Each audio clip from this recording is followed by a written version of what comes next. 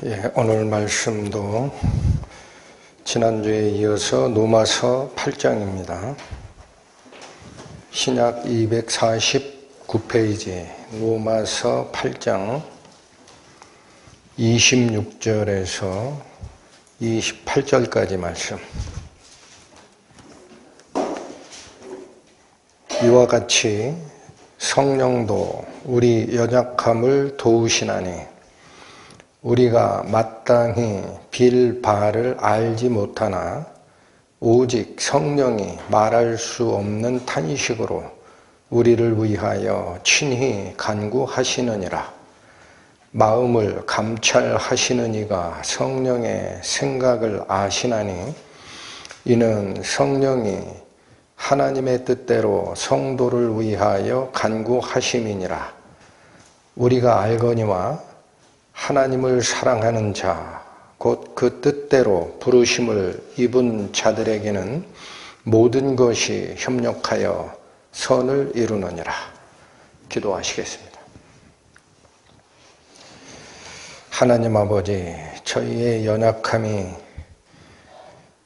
어찌 행함의 연약함 뿐이겠습니까? 오늘 본문에서 저희를 교훈하시는 또 다른 연약함, 기도하는 방법도 모르는 그 나약함을 성령께서 도우신다 하시는 은혜의 말씀과 그 속의 의미까지로 저희가 들어가고자 합니다.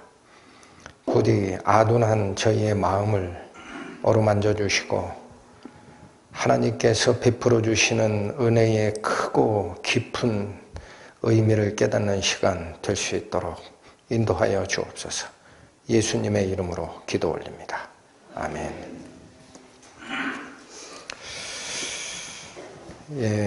불과 3절을 선택했다고 해서 빨리 끝내리라 기다하지 마세요. 섣부른 기대는 실망으로 옵니다. 자, 26절 갑니다. 이와 같이 성령도 우리 연약함을 도우시나니. 맨 앞에 이와 같이라고 되어 있는 연결사가 있습니다. 이와 같이. 이 말은 유사하게, 마찬가지로, 그런 뜻입니다. 유사하게, 마찬가지로. 그러면 이 26절이 말씀하시고자 하는 그 내용과 비슷한 게 뭔가 앞에 있었다라는 거죠. 이게 그 뜻입니다. 이와 같이 유사하게 마찬가지로.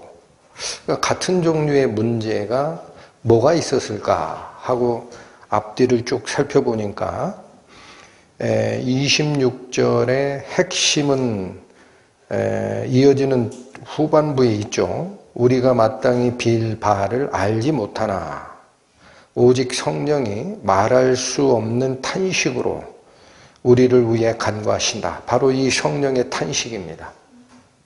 이 탄식이 앞에 있었던 것과 유사한 게 있었다라는 얘기죠. 지난 시간에 말씀을 드렸지만 사람의 타락으로 고통받고 탄식하는 존재가 셋이 있다 그랬습니다. 당연히 사람은 탄식을 합니다. 구원받은 성도마저도 탄식을 합니다. 그게 23절이었죠.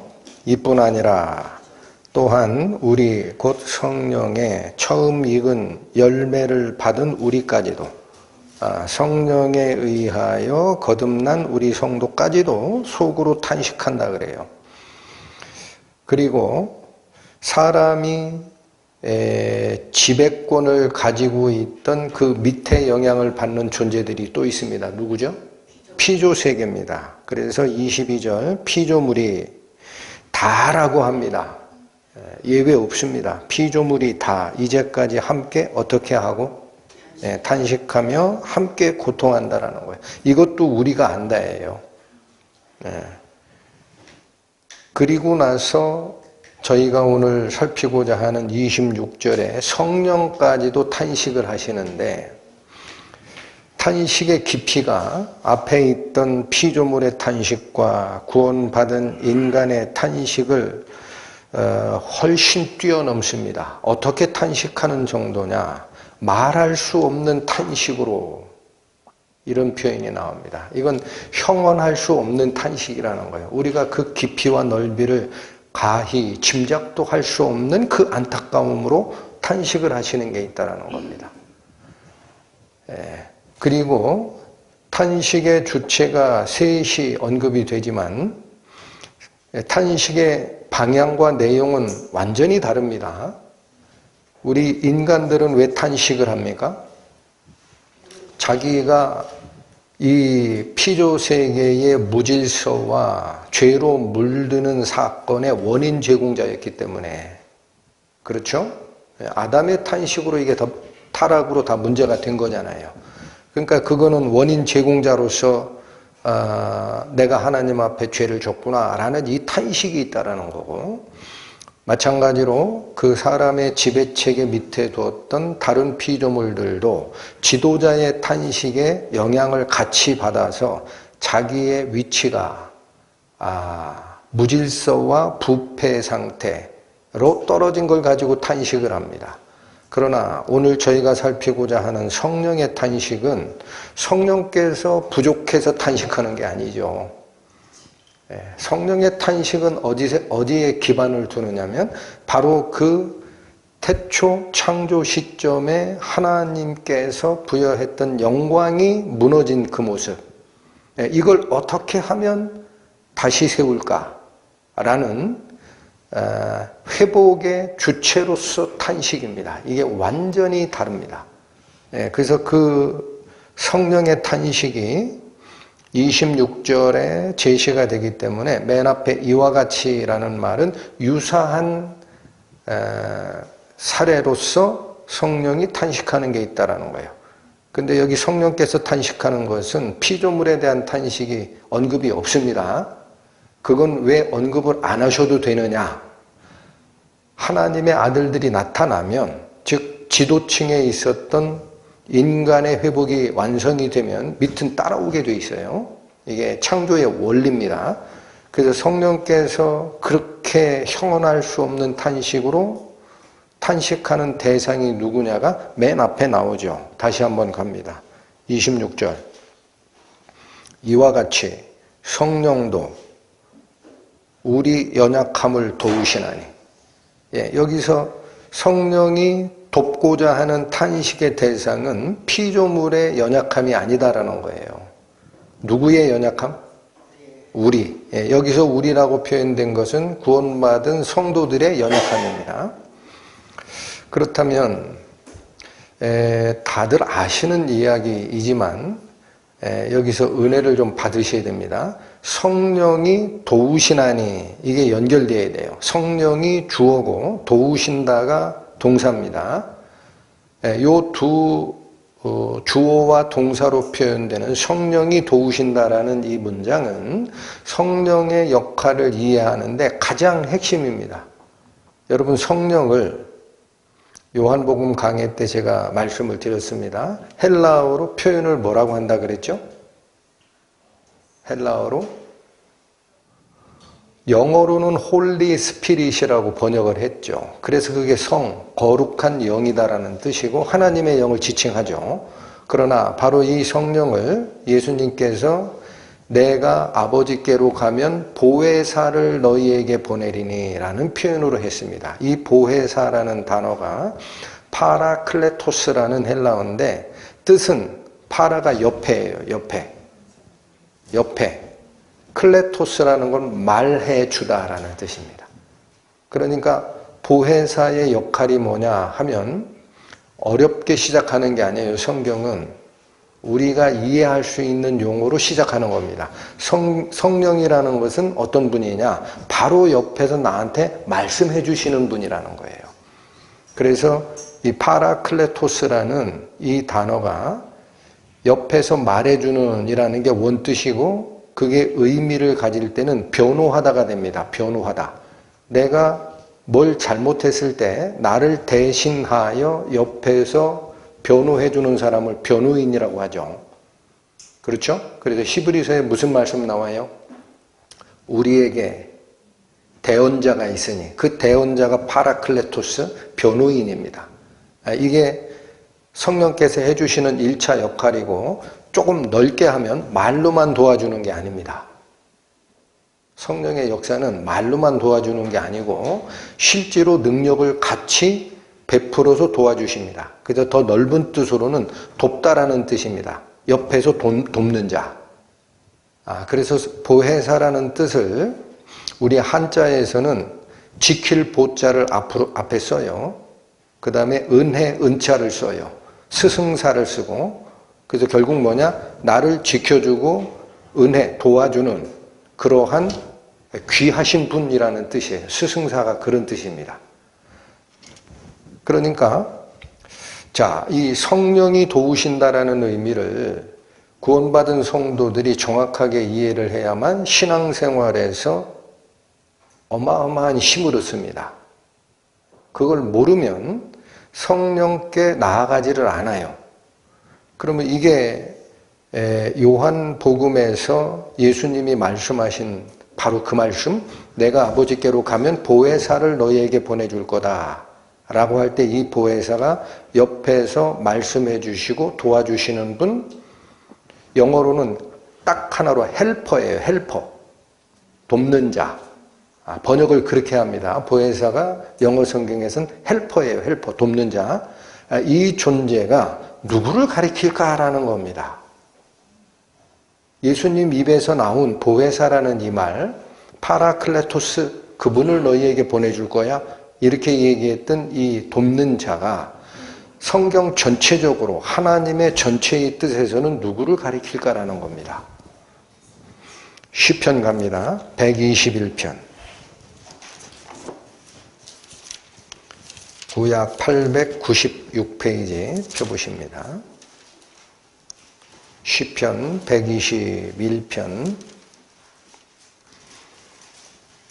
1절에서 3절 봅니다. 내가 산을 향하여 눈을 들리라. 나의 도움이 어디서 올꼬? 자, 이 시편을 기록하고 있는 시편 기자가 무엇 때문에 눈을 높이 들었죠? 도움을 찾는 겁니다. 도움. 나의 도움이 어디서 오나 하고 눈을 높이 들어 산을 봤더니 2절 나의 도움이 천지를 지으신 어디에서 온다? 네. 그리고 3절에 여호와께서 너로 실족지 않게 하시며 너를 어떻게 하시며 지키시며 그분이 졸지도 아니하신다. 네. 한순간도 우리에 대한 도움과 우리를 지키시는 역할을 소홀히 하신 적이 없는 분이다라는 얘기입니다. 그게 도움, 또 하나 지킴. 그게 한자로 표현하니까 뭐라고요? 지킬 보자의 은혜. 이게 돕다라는 거거든요.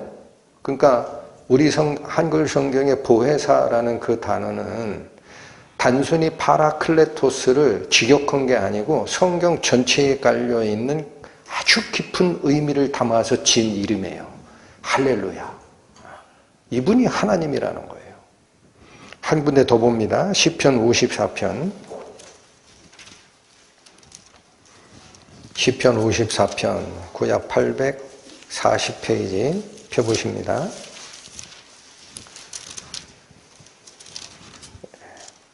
4절 보십니다. 하나님은 찾으셨어요? 시편 54편 4절 하나님은 나의 무엇이라? 돕는 자시라. 그래서 요 말씀 영어 성경으로 보면 간단해요. God is my helper입니다. God is my helper. 아주 간단해요. 하나님은 나의 돕는 자이시라. 바로 이 돕는 자 하나님께서 예수님이 말씀하신 보혜사를 너희에게 보내리라 라고 했던 그 성령님의 역할로 바톤 터치해서 온다라는 거예요. 그러니까 이 말씀을 제가 다시 상고해드린 이유가 있습니다. 무슨 문제가 내가 살아가는 과정에 무슨 문제가 생기거나 마음속에 무슨 풀리지 않는 게 있으면 내 머릿속에서 해결책을 찾으려고 하지 마세요. 안 찾아집니다. 어디로 가야 돼요? 하나님께 가야 돼요. 오늘 그래서 이게 바로 기도의 방식을 얘기하는 거예요. 너희들 기도하는 것도 모른다라는 거예요. 이 말씀이. 문제가 생기면 내 생각과 내 알고리즘 속에서 풀어내려고 하지 마시고 어디로 가라? My helper, 나를 돕는 자, 나를 지키시고 은혜로서 나를 돕는 자, 하나님 앞으로 가라. 자, 그래서 본문으로 다시 오시면 8장 26절, 이와 같이 성령도 돕는 그 대상이 있습니다. 무엇을 도와줘요? 예, 우리 연약함을 돕는다라고 되어 있습니다. 그러면 이 타락 후에 사람이 가지게 된 병든 상태를 이 단어로 쓰는 거예요. 신약 성경에서 우리의 연약함이라고 표현할 때 이거는요, 딱 하나입니다. 하나님께서 세상을 만드실 때 하나님의 영광을 그 안에 부여해서 만드신 영광의 상태가 있는데 인간이 죄를 범하고 타락하면서 병든 상태를 나타내는 단어를 뭐라고 한다? 인간의 연약함, 이렇게 표현한다는 거예요.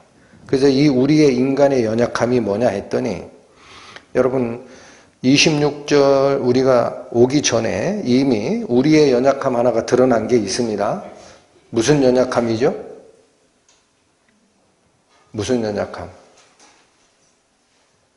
행할 수 없는 능력의 무능력입니다. 행할 수 없어요. 하나님이 이렇게 살아라. 이렇게 살아야 되고 이렇게 살지 못하는 것은 죄야. 이 얘기를 했을 때 그 말씀이 그렇게 살아야지 하고 내가 받아들이더라 하더라도 못 살아가요. 그게 능력의 연약함입니다. 자, 이거 앞에서 설명했습니다. 8장 3절 가보십니다. 8장 3절 율법이 육신으로 말미암아 연약하여 할 수 없는 그것을 하나님은 하시나니. 이 문장이 그때 설명을 드렸습니다. 육신이 연약하기 때문에 율법이 완성시킬 수 없는 것을 하나님은 완성시키시나니, 그런 뜻이라 그랬어요. 그러니까 율법이 우리 인간에게 완전한 행위를 요구를 합니다. 죄를 짓지 말라라고 요구를 합니다. 그러나 그 율법이 우리를 변화시킬 수는 없다라는 거예요. 왜 변화를 못 시켜요? 사람 자체가 율법이 이야기하는 선한 삶을 살아가는 능력을 상실했기 때문에 안 돼요. 그럼 율법이 좀 도와주시면 안 되나? 율법은 돕는 능력이 없어요, 여러분. 보여주는 것만 합니다. 그래서 이 일은 율법이 해내는 게 아니고 누가 했다라는 거죠? 하나님은 하시나니. 누가 했다? 하나님께서 하신다. 구분을 잘 하시기 바랍니다. 그래서 구원받은 우리 성도들도 행할 수 없는 연약함을 아직 가지고 있습니다. 이 죄의 성을 가진 육체가 있기 때문에. 그러면 죄로 향하는 행위를 제어를 하고 하나님이 나에게 요구하는 그거를 행함으로 나아가는 방법은 뭐냐? 13절에 나왔었죠. 8장 13절 갑니다. 너희가 육신대로 살면 반드시 죽을 것이로되. 이 뜻 설명드렸습니다. 육체의 생각을 배제시키지 않고 육체의 생각이 나를 끌고 가는 그 방향대로 가면 죽은 행실만 나온다는 거였어요. 그런데 이어지는 말씀이 뭡니까? 영으로서 몸의 행실을 죽이면 살리니. 이때 이 영이 헬라어 원문에는 대문자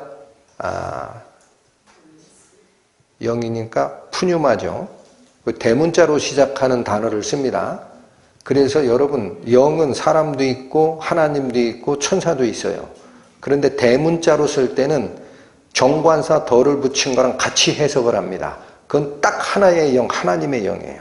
그래서 여기 우리 성경에는 8장 13절에 영으로서 몸의 행실을 죽이면 살리니, 이렇게 번역을 했는데 다른 번역본에 보면 성령으로서 내 행실을 죽이면, 이렇게 번역을 했어요.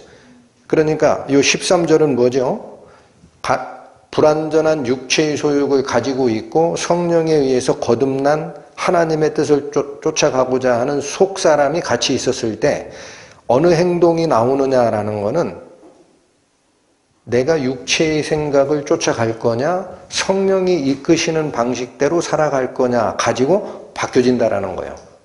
그러면 누가 해낸 겁니까? 성령께서 하는 거예요. 이게 잘 이해가 안 되시는 분은 나중에 갈라디아서 보십시오. 갈라디아서 분명하게 나옵니다.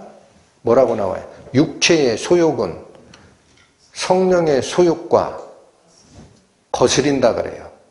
그래서 육체의 소욕은 성령을 거스리고 성령의 소욕은 육체를 거스리나니 이 둘이 서로 대적함으로 너희가 원하는 그것을 하지 못하게 함이라 이렇게 되어 있습니다. 그래서 육체의 소욕을 이겨내고 성령의 뜻으로 끌고 가는 것은 내 의지가 아닙니다. 성령을 따라가면 그렇게 된다는 거예요. 바로 이게 행할 수 없는 무지였습니다. 그런데 오늘 지금 다시 거론하고 싶은 게 뭘까라는 거예요. 오늘 여기 26절부터 다시 거론하고 싶은 우리의 연약함을 돕는다라는 이게 뭘까? 자, 그걸 알려고 26절 후반절로 들어가야 돼요. 자, 다시 읽겠습니다. 26절 처음부터. 이와 같이 성령도 우리 연약함을 도우시나니 우리가 마땅히 빌 바를 알지 못하나. 여러분, 우리의 연약함을, 여기서는 행함을 이뤄낼 수 없는 무능을 얘기하는 게 아니죠, 이게? 이거 뭐를 못하는 상태를 얘기해요? 마땅히 빌 바를 알지 못하는 무능력에 빠졌다라는 겁니다. 여러분, 마땅히라는 거는 마땅다, 마땅치 않다가 무슨 말인지 알죠? 적합하다, 부적합하다라는 거예요. 그래서 마땅히 빌 바라는 이 단어는 옳게 기도하는 것이에요. 여러분, 옳게 기도하는 것을 모른다라는 거예요. 누가 모른다라는 거죠? 우리가 누굽니까?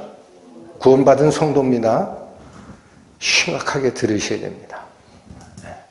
구원받았다고 옳게 기도하는 게 아니에요, 여러분.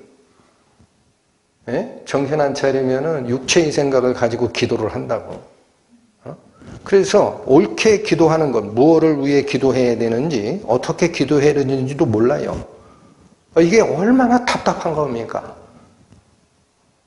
그래서 구원받은 자에게 기도 제대로 하라라고 오늘 이 로마서를 쓰셨던 사도 바울의 다른 쪽 서신서에 가면은 경고가 시퍼렇습니다, 여러분. 한번 가봅니다. 빌립보서 2장 갑니다. 신약 320페이지 21절에서 22절 갑니다. 저희가 다 자기 일을 구하고 그리스도 예수의 일을 구하지 아니하되 22절 디모데의 연단을 너희가 안 하니 자식이 아비에게 함같이 나와 함께 복음을 위하여 수고하였느니라. 자, 여기 저희라는 무리가 있습니다. 저희. 이 사람들은 전부 다 뭐를 구하고 뭐는 구하지 않았어요? 자기의 일을 구하고 그리스도 예수의 일은 구하지 않았어요. 기도를 그걸 대상으로 한 겁니다. 개인적인 거 이루어달라고 기도하는 사람이 다고 예수 그리스도의 일을 기도한 자가 없더라. 딱 하나 누구만 예수 그리스도와 복음을 위하여 기도하고 행동하더라? 디모데만 그렇다라는 겁니다. 디모데만. 심각한 거죠. 그래서 골로새서 한번 또 갑니다. 바로 몇 장 넘기시면 골로새서 3장 갑니다. 3장 1절에서 3절. 여기 경고 말씀이 또 있습니다. 그러므로 너희가 그리스도와 함께 다시 살리심을 받았으면, 한마디로 거듭난 거 맞냐? 이렇게 묻는 거예요. 거듭났다면 위의 것을 찾으라. 거기는 그리스도께서 하나님 우편에 앉아 계시느니라. 자, 구원 받았다면 위의 것을 기도하라는 겁니다. 그런데 2절 위의 것을 생각하고 땅의 것은 생각지 말라. 이게 무슨 말이죠? 구원받고 거듭났다 라고 말을 하는 사람들 중에 땅의 것을 구하는 일이 있다는 겁니다. 심각한 얘기를 하시는 겁니다, 이게. 그래서 3절에는 다시 얘기합니다. 이는 왜 위의 것을 구하고 땅의 것을 구하면 안 되느냐? 이는 너희가 죽었고 너희 생명이 그리스도와 함께 하나님 안에 감췄음이라. 여러분, 기도를 땅에 있는 것, 나를 위한 것을 계속 기도하는 이유가 나옵니다. 안 죽어서 그래요. 죽었다면 그렇게 구하지 않는다라는 겁니다. 자아가 죽지 아니하면 여전히 육체가 요구하는 쪽을 기도하게 된다라는 경고입니다. 경고. 이걸 마음에 새겨주시고 다시 앞으로 옵니다. 로마서 26장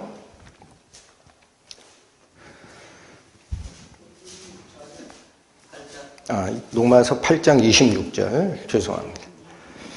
자, 그 부분 다시 봅니다. 우리가 마땅히 빌 바를 알지 못하나 옳게 기도하는 방법도 모른다라는 거예요. 우리가. 그런데 누가 오직 도와줍니까? 오직 성령이. 어떻게 도와줘요? 자, 이 표현 좀 보십시오. 얼마나 우리 가슴에 느낌으로 다가오는지 모르겠지만 말할 수 없는 탄식으로 간구를 합니다. 형언할 수 없어요. 성령께서 이 모습을 보시면 얼마나 가슴이 아픈지 몰라요. 아니, 이 아이들이, 성령으로 거듭난 아이들이 기도 하나도 못하는구나. 위의 것을 찾아야 되는데 땅의 것을 찾고 있구나. 이게 탄식하는 거예요.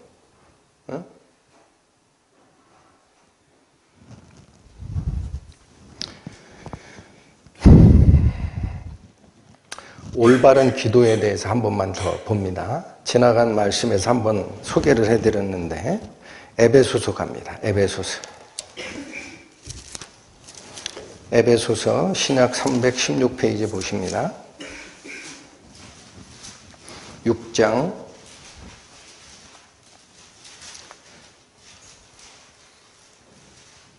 18절 19절 두 절을 보겠습니다. 모든 기도와 간구로 하되, 이렇게 되어 있죠? 이건 무슨 뜻이냐면 어떤 결정을 하든지 간에 이건 내가 아니까 그냥 할래, 이렇게 하지 말라라는 겁니다. 모든 기도와 간구로 하되라는 것은 어떤 결정이든지 기도로 묻고 해라라는 뜻입니다. 기도로 물어보고 해라. 이어지기를 성령 안에서 기도하라. 그러면 이건 무슨 뜻이에요? 내가 하나님께 올려드리는 그 기도가 성령의 뜻 안에서 합치되는지를 보고 해라라는 겁니다. 내 생각대로 기도하는 거 혹시 없는가? 잘 봐라. 이 두 개가 경고입니다. 구원받은 우리 성도들이 모든 걸 하나님께 기도로 올려드리고 답변 받고 하시나요? 기도 응답 받고 하시나요? 아니죠. 내가 생각해서 이게 맞는 것 같다 그러면 그냥 가잖아요. 이게 잘못된 기도라는 거예요. 그래서 제대로 이 모든 것을 묻고 행하고 성령 안에서, 성령의 뜻 안에서 내가 기도하는지를 묻고 하면 깨어 구하고 항상 뭐를 위해서 기도하는 자가 되느냐? 여러 성도를 위해서 구하는 자가 됩니다. 나를 위해서 기도하는 게 없어요, 여기. 아까 제가 소개해드렸던 빌립보서 말씀하고 같습니다. 저희가 다 뭐를 구한다? 자기 일을 구하고 그리스도 예수의 일을 구하지 아니하나 디모데만은 다르다. 그러니까 기도가 바뀝니다. 여러분, 기도가 바뀌었나를 잘 보셔야 돼요. 물론 내가 살아가는 과정에 해결할 문제점들이 보여요. 그러나 그 문제를 해결해 주십시오라는 기도가 바뀝니다. 어떻게 바뀌느냐? 이 문제 속에 하나님께서 나를 향한 뜻이 무엇입니까? 라는 걸로 바뀝니다. 그러다 보면 기도의 대상이 어디로 나가느냐? 나를 위한 기도가 사라지고 누구를 위한 기도로 바뀌어요? 다른 성도를 위한 기도로 바뀌어요. 결국 그 밑에 말씀은 또 뭐죠?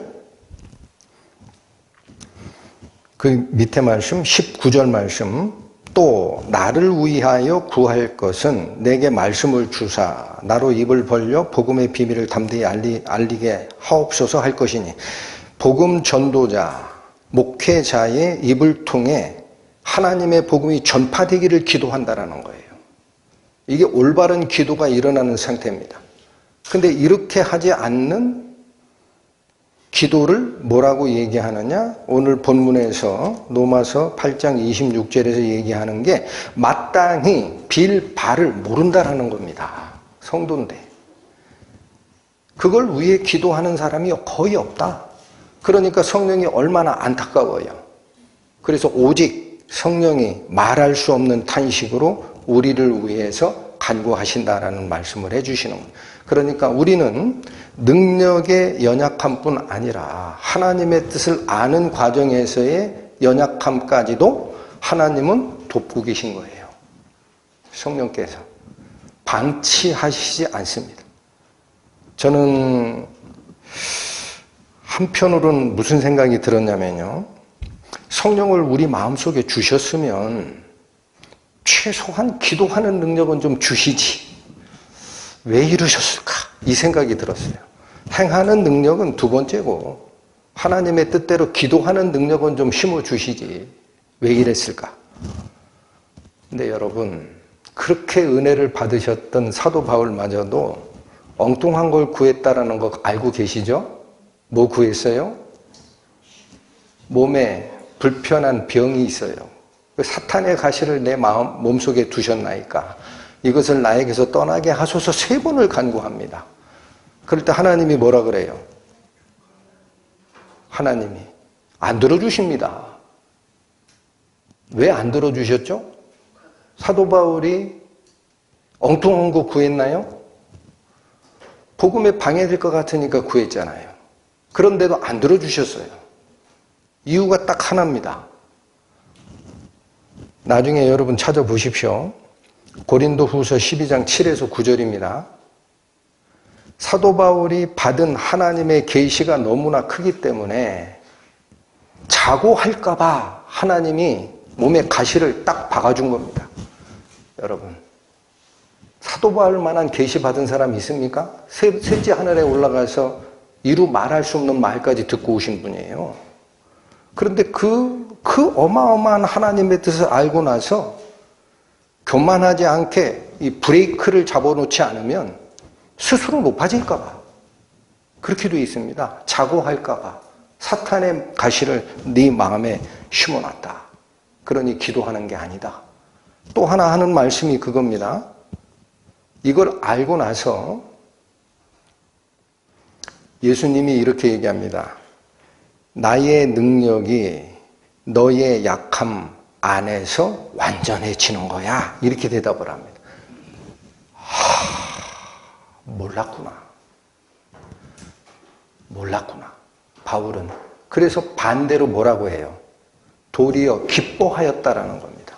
기뻐하였다. 나의 교만을 막고 하나님의 능력이, 그리스도의 능력이 내 속에서 완전해지는 토양이 있다라는 거예요. 토양, 밭을 갈아놓는 게 뭐냐? 거기에 자꾸 교만이 쌓이면 문제가 생기거든요. 그러니까 하나님이 뭐예요? 너 교만하지 말라고 거기다 돌멩이 몇 개 깔아놓은 거니까 치우려고 하지 말고 지금처럼 계속 나에게 기도하는 거 잊지 마라. 이거 가르쳐 주신 겁니다. 네, 여러분. 그래서 제가 항상 가끔 가다가 드리는 말씀이 있습니다. 성경 말씀이 읽혀질 때 제일 위험하다고 그랬어요. 사도 바울의 계시는 꼬랑지도 따라가지 못합니다. 그래도 성경 말씀이 이해가 되는 단계가 있어요. 그때 제일 위험합니다. 높아집니다. 다시 내려가야 됩니다. 무릎 꿇고 하나님, 제가 교만 떨었습니다. 다시 겸손해지겠습니다. 내려가야 됩니다. 이거 얘기해 주시는 거예요. 오늘 본문이. 자, 하나 더요. 제가 아까 드렸던 질문이 하나가 있습니다. 아니, 성령으로 우리를 거듭나게 하셨으면 행함의 완전함은 두 번째 치고 마땅히 기도하는 능력이라도 좀 심어 주셨어야지 왜 그것까지 지금 못하게 만들으셨냐 이건데, 이겁니다. 사람은 하나님이 심어준 지혜가 있고 지성이 있어서 성경 말씀 읽으면 알아들어요. 그리고 나서 그 성경 말씀의 원리나 방법을 자기가 논리 구조에서 가지고 와가지고 판단하려고 듭니다. 그러다 보면 무슨 문제가 생길까? 하나님의 뜻이 오른쪽인데 나는 왼쪽으로 결정이 났어요. 그리고 갑니다, 그냥. 근데 이게 잘못됐으면 어떻게 하려고 그래요? 잘못됐으면. 그러니까 근본적으로 뭐냐? 하나님이 걱정하는 게 그거예요. 근본적으로 내 생각을 그때 항상 물어라라는 얘기입니다. 이젠 됐다라고 해서 거기 발 디디고 다음 단계 올라가고 또 다음 단계 올라가고 그렇게 하려고 하지 마라. 무슨 문제가 내 앞에 닥칠 때마다 하나님 앞에 무릎 꿇고 항상 물어라. 내가 대답 다 해줄게. 안 해주는 경우가 없다. 네가 안 물어서 그래. 이걸 요구하는 겁니다. 여러분 잠언 3장 한번 갔다 오십니다. 구약성경 912페이지 펴보십니다.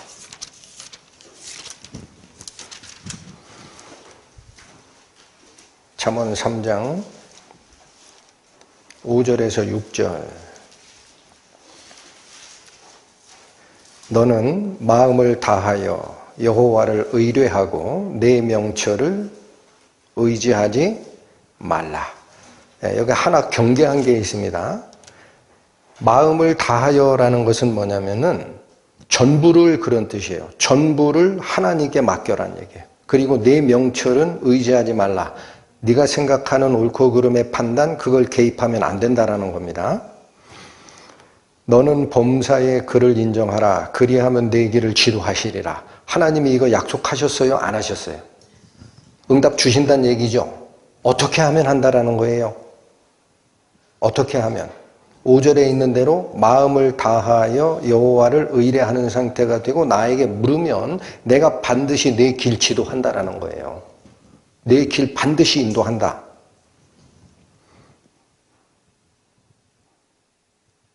이거 하나 만들어내시려고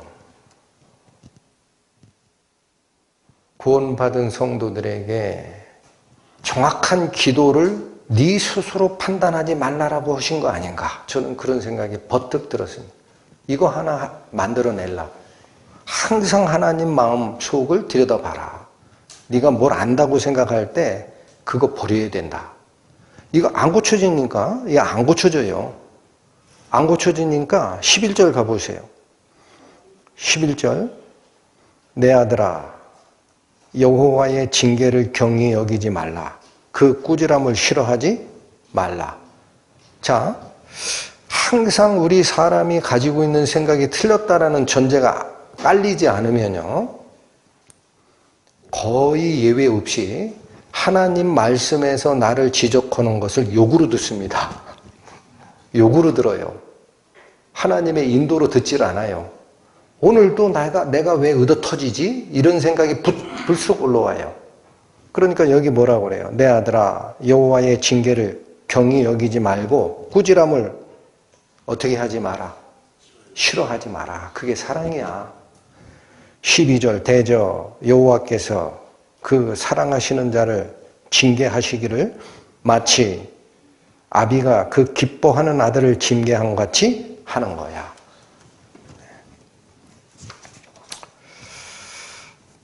다시 오늘 본문으로 오십니다. 모든 성경 말씀에서 지시하는 바를 귀에 듣기는 거슬려도 내 마음속에서 자꾸 뭔가 거슬리는 느낌이 있다 하더라도 우리는 말씀의 중심으로 다시 가야 됩니다. 그래서 이 뜻이 나에게 뭐를 요구하는지를 다시 살피고 하나님 밑에 말씀 앞에 무릎을 딱 꿇을 때 이게 은혜였구나.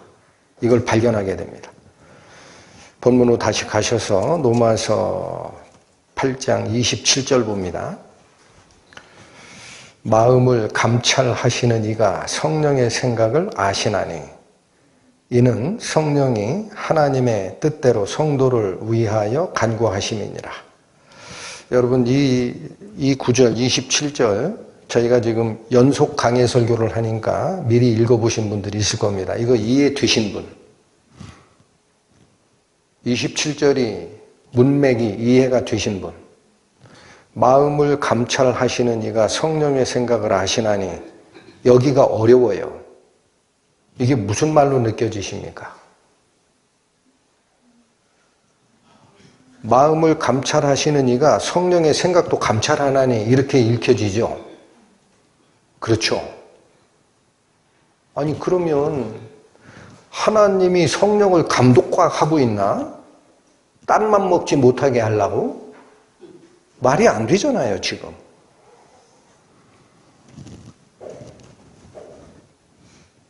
(27절에) 마음을 감찰하시는 이라는 이 표현이 있습니다. 이게 구약 성경을 가져온 겁니다. 여러분 구약 성경에 보면은 시편 33편 15절 가보세요. 나중에 하나님이 사람의 마음을 지으시고 사람의 그 마음속을 또 그 행동들을 하나하나 다 감찰하시는 분이 하나님이다라고 정의되어 있습니다. 감찰은 감독하고 관리하는 게 감찰이에요. 그러면 하나님께서 성령을 관리 감독할 필요가 있습니까? 성령이 딴만 먹지 말라고? 이건 그 뜻이 아닙니다, 여러분. 마음을 감찰하시는 이라는 이 표현을 그래서요, 세번역 성경은 옳게 갔어요. 사람의 마음을 감찰하시는 이는. 하나님은 사람의 마음을 감찰하시지 성삼위 하나님이 서로 다른 마음을 먹을까봐 관리 감독하고 하는 게 아니에요. 그래야 단추의 첫 단추가 제대로 꿰어지는 겁니다. 그러면 이런 뜻입니다. 사람의 마음을 보시고 다 알고 계시는 이가 뭐를 아신다라고 되어 있어요? 성령의 생각. 자, 여기가 어렵습니다. 이 말은 앞에 성령의 생각이라는 단어가 나왔으니까 거길 쫓아가봐라 그 뜻이에요. 앞에 어디서 나왔어요? 5절로 갑니다. 5절 8장 5절 육신을 좇는 자는 육신의 일을, 영을 좇는 자는 영의 일을 생각하나니. 자, 너무 미주알 고주알 설명드리는 것 같아서 그때 이 부분 설명할 때 그냥 대충 넘어갔습니다. 5절에 육신을 좇는 자는 육신의 일을, 영을 좇는 자는 영의 일을 생각하나니 할 때 그 영의 일이 성령의 일이에요. 메모해 주셔야 돼요. 아까 육신의 일은 아까 읽으셨던 게 있죠. 13절 너희가 육신대로 살면 반드시 죽을 것이로되 성령으로서 몸의 행실을 죽이면 살리니, 이 말씀이 있었죠. 그거랑 같은 거예요. 그래서 5절이 육신을 좇는 자는 육신의 일을 쫓아가고 성령을 쫓아가는 자는 성령의 일을 생각하게 된다라는 거고, 6절 보십니다. 육신의 생각은 사망이요 영의 생각은 생명과 평안이라. 여기도 영의 생각이라는 게 성령의 생각입니다. 우리 개역한글 성경이 그걸 정확하게 번역을 안 한 거예요. 그러면 생각하십시오. 하나 발견했어요. 원어 성경으로 보면 6절에 영의 생각은 생명과 평안이니라 할 때 그 영의 생각이 뭐다? 성령의 생각. 헬라어 문장으로는 그 영의 생각이라는 단어와 27절에 마음을 감찰하시는 이가 성령의 생각을 아시나니 할 때 그 성령의 생각이라는 이 부분이 글자 하나 안 틀리고 똑같습니다. 그러니까 앞을 가봐라라는 얘기예요. 그러면 이게 무슨 말이냐면, 사람이 아까 제가 말씀드렸어요. 기도할 줄도 몰라요. 어느 게 바른 기도인지도 몰라. 내가 생각하는 판단대로 하나님께 구하는 위험성이 다분해. 디모데 말고는 전부 자기 일을 구한다고 그랬어요, 사도 바울이. 그런데 그러면 기도가 어떻게 올라갈 수가 있어요? 성령의 생각에 맞는 기도가 올라가지를 않고 육신의 생각과 관련된 기도가 올라갈 수가 있죠. 어디에서 그 기도가 올라간다고요? 내 마음속에서. 그래서 하나님이 우리 사람의 마음을 감찰하시고 보시다가 성령의 생각으로 기도하지를 않고 육신의 생각으로 기도하는 모습을 본다라는 겁니다. 이게 그 뜻입니다. 그래서 그 성령의 생각이 오른편인데 얘는 왜 자꾸 왼편 가지고 기도하는 거야? 이걸 아신다는 거예요, 하나님이. 이해가 되세요? 성부 하나님이 성령 하나님을 관리 감독하는 게 아니고요. 육절을 가져오란 얘기예요. 너희가 기도할 때 육신의 생각대로 기도하는지 성령의 생각에 따라서 기도하는지 구분해라.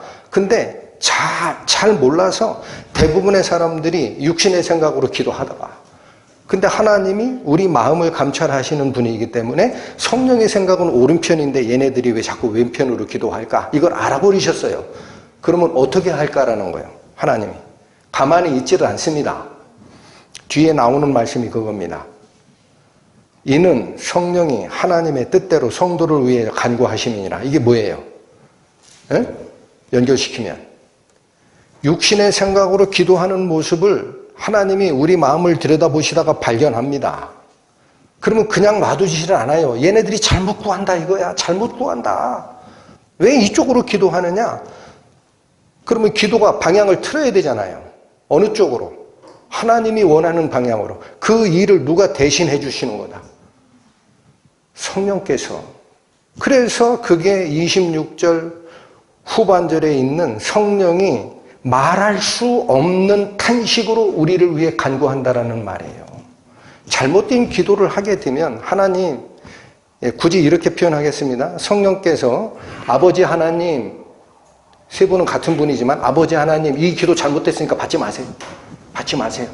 얘 잘 몰라서 그래요. 원래 뜻은 하나님을 쫓아가고 하는 기도를 드린다고 드렸는데 엉뚱한 거 들어갔으니까 그거 받지 마시고 사실은 이쪽으로 기도를 받아주십시오 하고 하나님의 뜻에 맞게 우리를 위해서 탄식하며 간구한다라는 뜻이. 성령의 방향도 바꿔주신다라는 거예요. 누가? 기도의 방향도. 누가?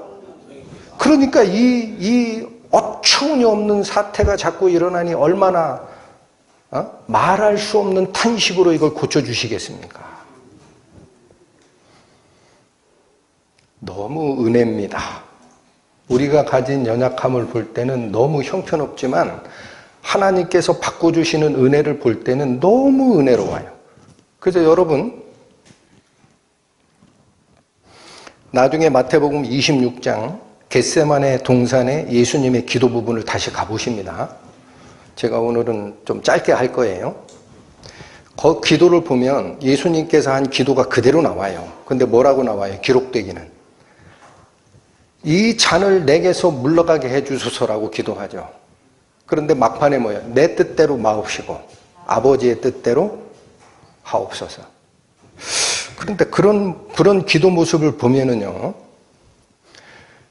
성경을 읽어가는 분들이 그래요.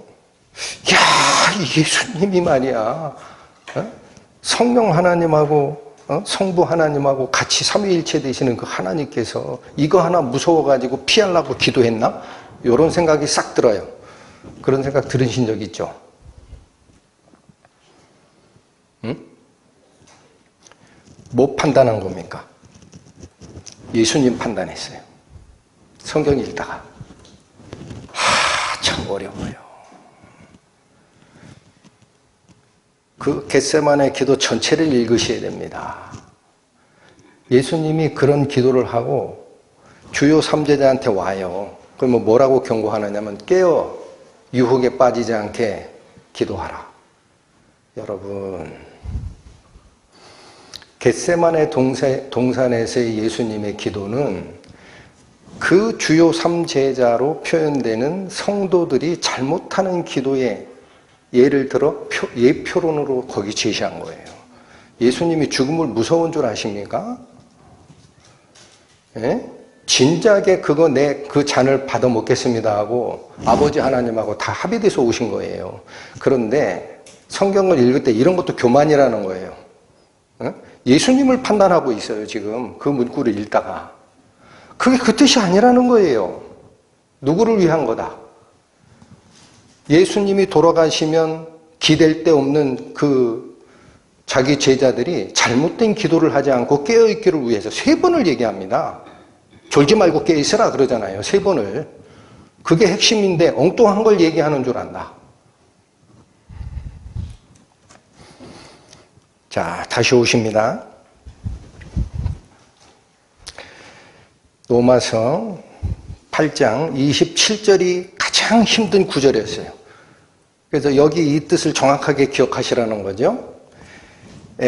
마음을 감찰하시는 즉 하나님이 육신의 생각대로 기도하는 것과 성령의 생각을 따라 기도하는 것을 알고 계신데 우리 육신의 지배를 받는 성도들이 육신의 생각을 따라 기도하면서 성령의 생각이다라고 착각하는 상태가 발생될 수 있다는 거죠. 그러면 하나님의 뜻을 제대로 알고 있는 성령께서 방향을 틀어주십니다. 아버지여, 이 기도는 잘못됐으니 받지 마소서. 올바른 쪽으로 인도되도록 하소서. 이게 성령이 우리를 위해 간구하신다라는 뜻이다. 그래서 28절이 무슨 뜻이죠, 여러분? 28절, 우리가 알거니와 하나님을 사랑하는 자, 곧 그 뜻대로 부르심을 입은 자들, 이게 누구예요? 구원받은 자죠? 그들에게는 모든 것이 협력하여 선을 이루느니라. 이게 무슨 말이에요? 자기 연약해서 하나님의 뜻도 분별이 안 돼서 자기 생각을 쫓아 기도하면서도 하나님 뜻에 따라 기도하는 줄 착각하는 그런 상태에서 이게 잘못된 거지만 성령께서 방향을 틀어주시면서 모든 게 협력하여 어느 쪽으로 이끌고 간다. 하나님의 뜻을 성취하는 쪽으로 이끌고 간다. 할렐루야. 그래서 실패가 없습니다. 구원받은 크리스찬은. 근데 저는 28절 말씀 하나만 더 말씀을 드릴게요. 여기서 중요한 게 있습니다. 하나님을 사랑하는 자라고 표현합니다. 하나님을 사랑하는 자. 이건 무슨 뜻이냐? 1장 7절 잠깐 가보세요.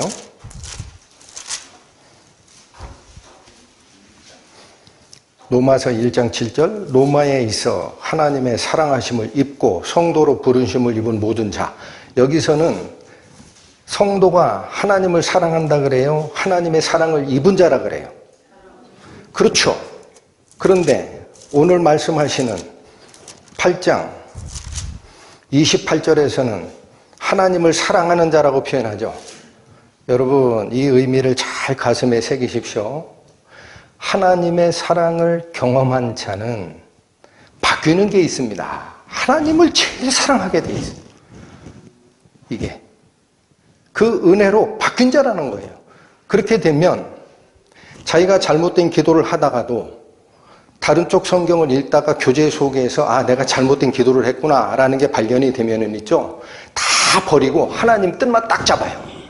하나님, 제가 잘못했습니다. 이 뜻대로 되기를 원합니다. 그러면 합하여 선으로 올라가는 건데 하나님을 사랑하지 않고 자기를 사랑하고 돈을 사랑하고 쾌락을 사랑하기를 하나님 사랑하는 것보다 더하고 하는 것 죄의 속성대로 그냥 이끌려가는 성도라면 합하여 선을 못 이룹니다. 그 사람에게 허락된 거예요, 이 은혜가. 하나님을 사랑하는 자는.